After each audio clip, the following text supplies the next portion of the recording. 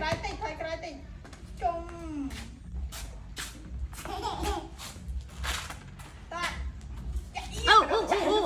cô thân ạ, sorry.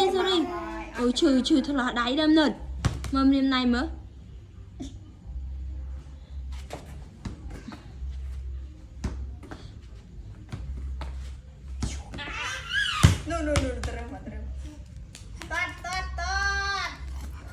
Tọt tâm minh nợt, con tọt tâm minh nợt. Việc bò hay việc tọt.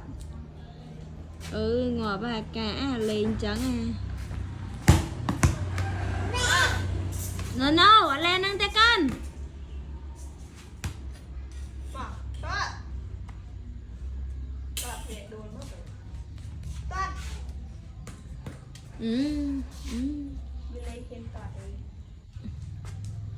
Ngọt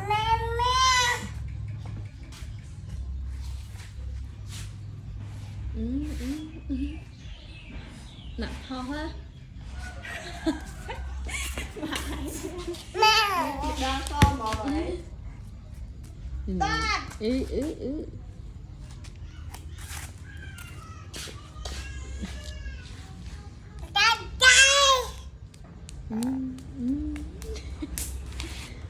Sao là tài tình học thế? Mấy không tính là tiên sĩ ấy bóng phụ thay mình sĩ ba tân Việt Đài mà học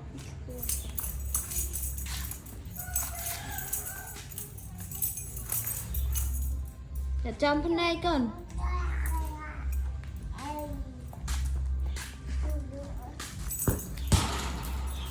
Phê bao mong tôi xì đài. Phê mà trang tàu chứ. Nết.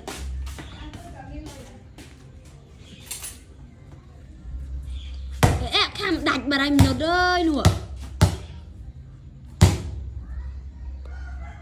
ba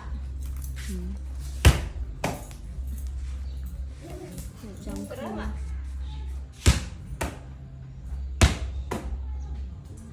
nó có sao sợ ba thôi ra mày tao ăn cơm một luôn lên thôi ra mày ăn cái mày hay sao ba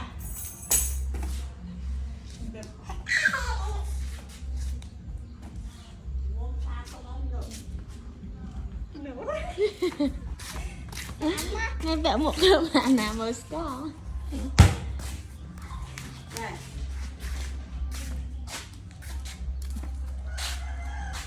lịch bao con ngựa 30 tiền đó con 30 tiền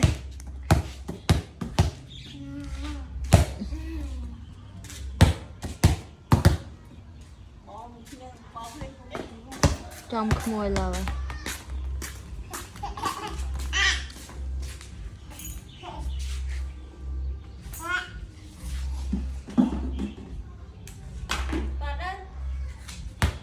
Tâm phò đã tha mà mi lên bao nhiêu mùi nên còn còn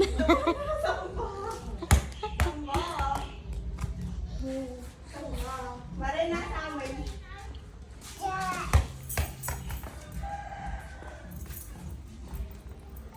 nhìn cái kiểu ngoài